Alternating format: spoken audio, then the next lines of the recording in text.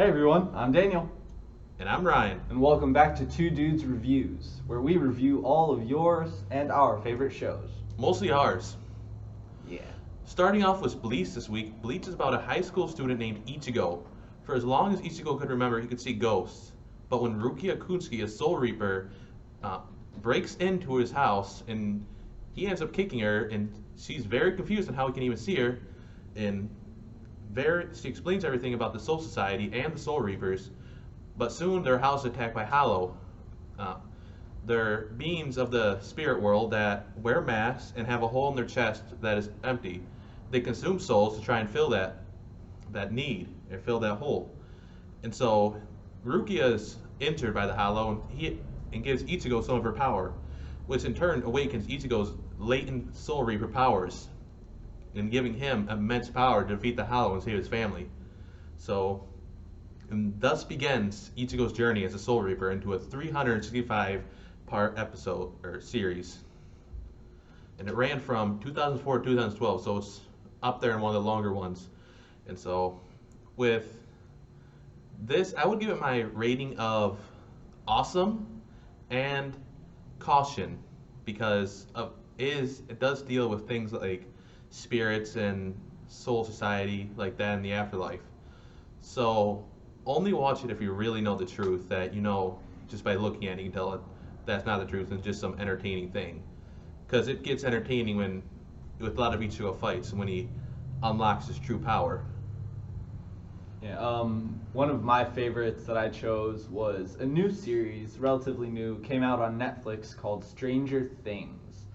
And it's about this little town. It takes place in the 80s, I want to say. 70s or 80s. I haven't seen it. But it's about this little town that is being what's the word? It's being plagued by this creature that lives in an alternate dimension called the Upside Down. The Upside Down is it's a world where everything is death and decay. And this creature somehow it found a way into our world or the world of where Stranger Things takes place, and it's up to three boys and one girl who has special powers to get their friend back who was taken by this creature, which they call the Demogorgon.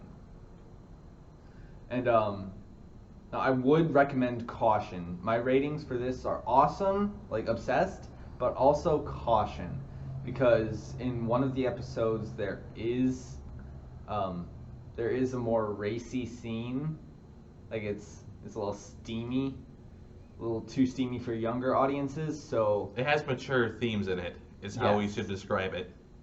yes, it has mature themes in it. Just edit that out, right? I'll try my best.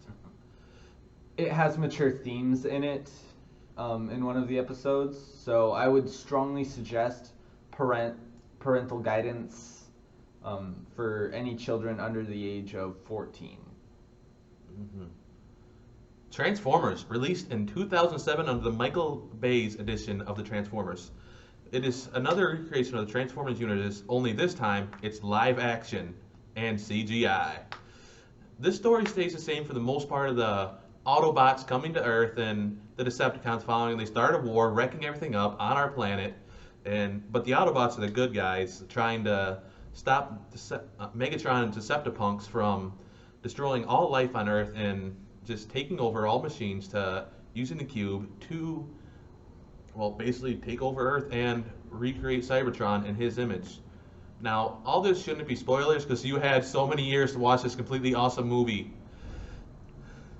But, so, but I must admit, if you can't tell already, that I am a little bit obsessed with this movie, seeing it no less than 20 times. And, well, because it's a good movie, even if I hated Megan Fox in the movie, it's still good. Which is why I love Transformers 4 more than any of them, because it got rid of that stupid Megan Fox. And 3. Bye, Megan Fox. So, I give it my rating of course, kind of obsessed and well, kind of safe, to where there are more mature themes in it, but none of them are too overwhelming to where it's too bad to give it a caution. So it's kind of safe. Just make sure to ignore certain things in it and make sure to watch it 20 times. I mean, even with all the hate, I love it. And my last topic I chose is a CW series called The Flash. Now, The Flash is about a regular guy named Barry Allen who was struck by lightning when a particle accelerator exploded and sent a pulse of energy into the air, a pulse of dark matter energy. And Barry Allen was struck by lightning from that wave. He was in a coma for about 9 months. And when he woke up, he had this ability to travel at super speed. He had rapid cell regeneration. He could heal beyond belief.